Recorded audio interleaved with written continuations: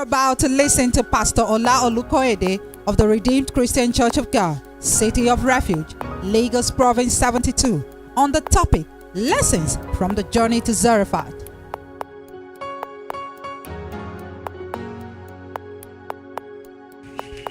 Hallelujah.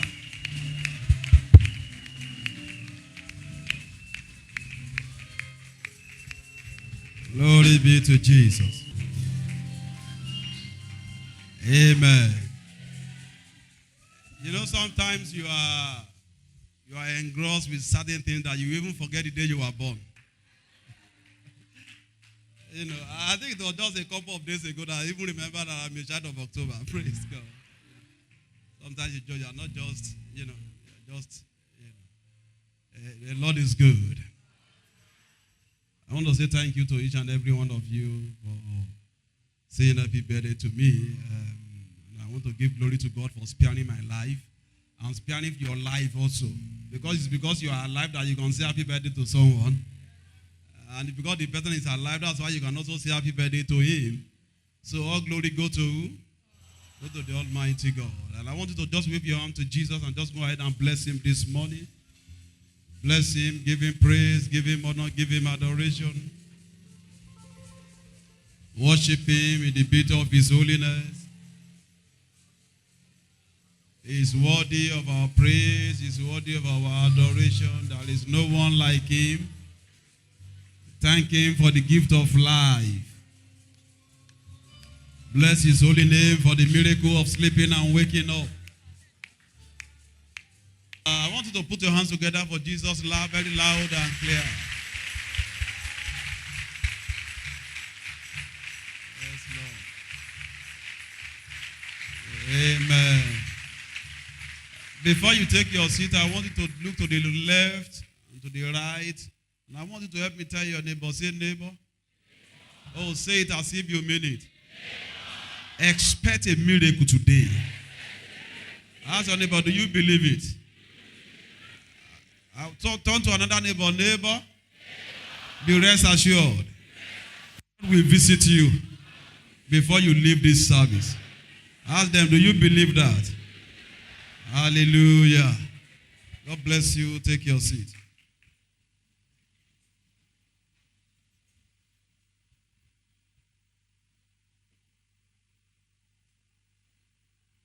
I'd like to welcome you very specially this morning. And it is my prayer that the Lord will, the one who knows the thought of your mind, the one who has seen your situation before you yourself understand what is going on, that same God will visit you this morning. In the mighty name of Jesus. Amen. 1 Kings chapter 17, verses 13 to 16.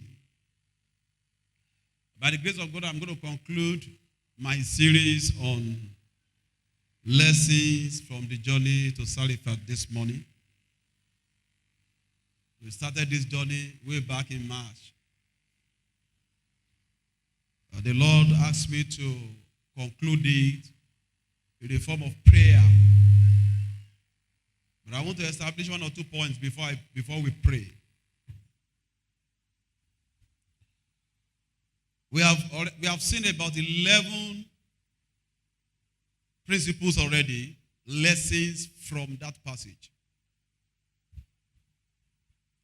The last one we saw a month ago is that you will not find your wings until you confront what scares you in life.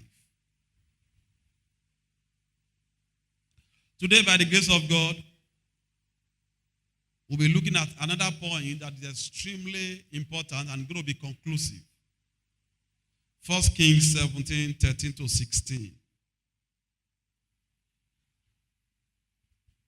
And Elijah said unto her, Fear not, go and do as thou hast said, but make me thereof a little cake first, and bring it unto me, and after make for thee and for thy son.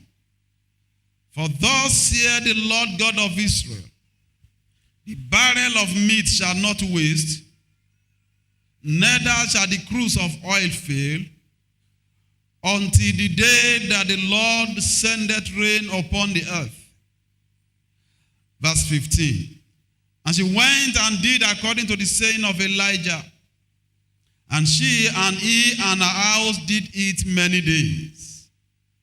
And the barrel of meal wasted not, neither did the cruse of oil fail, according to the word of the Lord, which he spoke by Elijah.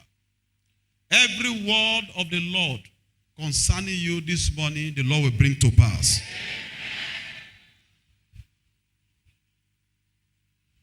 Principle number 12.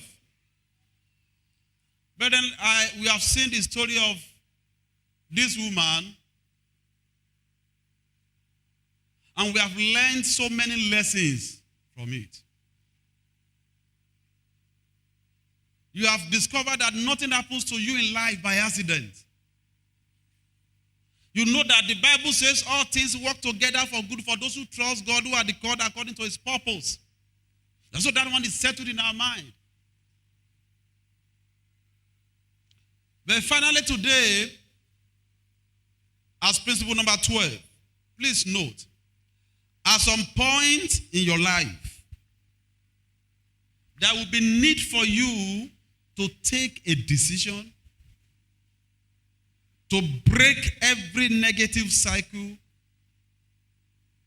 that make life difficult for you. And that was exactly what God revealed to me about this woman. The day the man of God met her was a day of decision. And for some of us today will be a day of decision for you. In the mighty name of Jesus. And this is what I call the vicious cycle of affliction. There are two categories. Number one is what I call the self-inflicted affliction, or self-inflicted vicious cycle or negative cycle. And number two is the external attack factor. Why these categories? Number one, the self-inflicted vicious cycle, God has already given you power and the grace to deal with it. In the life of this woman, a widow, she has been going through this cycle, I guess. It got to a point where she made up her mind, I'm not going to die at home. I will go out. Even if it's the last meal, I and my child will take. Even if we are going to die. But I'm not going to die in this house. And let me launch out. So she took a decision by launching out. She did what she could do as at that time to bring about a solution to her immediate problems. Praise God.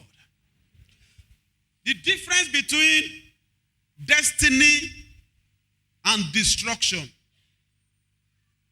The difference between destiny and destruction is decision. Everybody say decision. Say it loud and clear. Say it loud and clear. Emotions don't solve problems. Feelings don't take afflictions away. It doesn't matter how strongly you feel about it. Emotions don't remove curses. Emotions don't remove poverty. It doesn't matter how emotional you are. It's good to express some emotion once in a while, but it doesn't take away your problems. It doesn't bring solution to your issues in life. So instead of you being emotional, make up your mind to take a decision.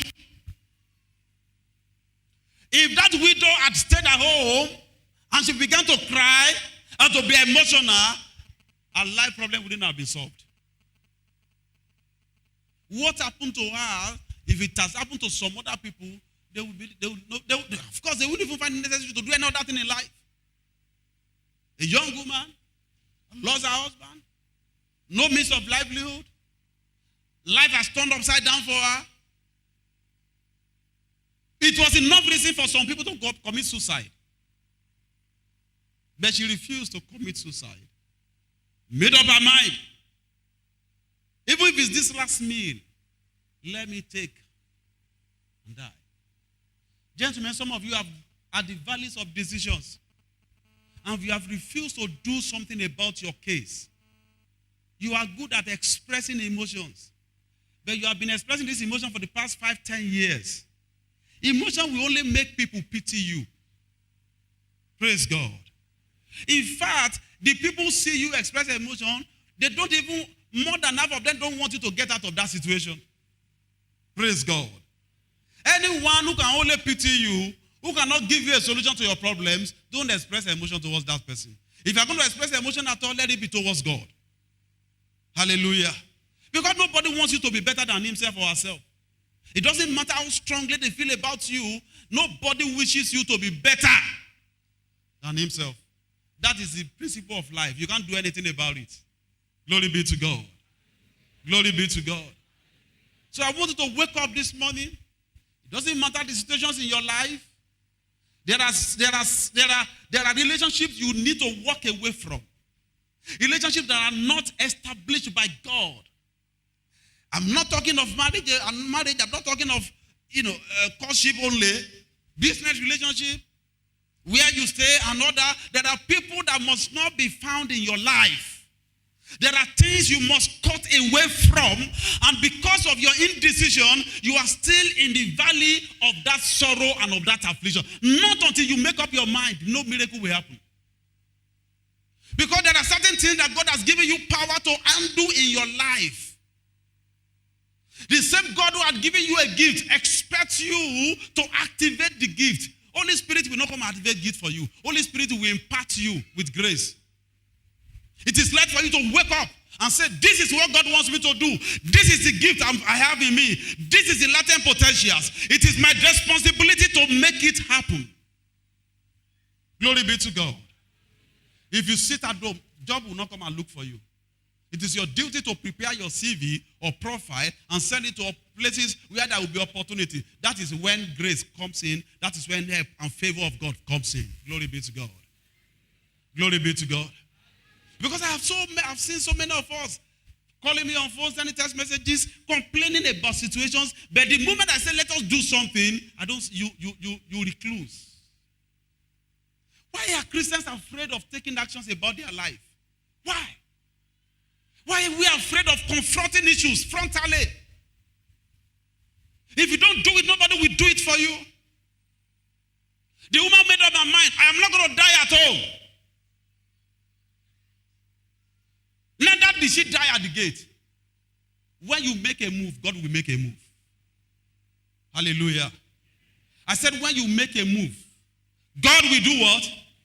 There are things you know you are doing that you know is not right. You kept doing it, you are getting small benefits from it. And the Spirit of God is telling you this is not where your destiny is. But you don't want to go through any period of inconvenience in life. Because that person is giving you small change, helping you. So you have decided not to break the relationship. In spite of the word you are hearing in church. Still involved in illegal, illicit relationship. Illegitimate relationship. When God has spoken to you, stop it. Regularize. Do things right. The favor of God will not locate you in a wrong place. When you are in a wrong place, the favor will look around the corner, waiting for you to take a decision to dissociate yourself from the wrong place. Then the favor of God will come upon you. I know what I'm talking about. I've experienced it not once, not twice, not thrice. You see, sometimes you don't know the big thing that God has in store for you until you make a move. And most times, God will ask you to make a move that is not convenient for you. Any fool can make any convenient move. Any fool. But there are certain decisions you need to take that you have to pay price. You have to make sacrifices. And not until you make up your mind and you are ready to do it, there are certain level of breakthrough you will not experience. But I pray for us this morning, the grace for us to take those decisions the Lord will give us in Jesus' name.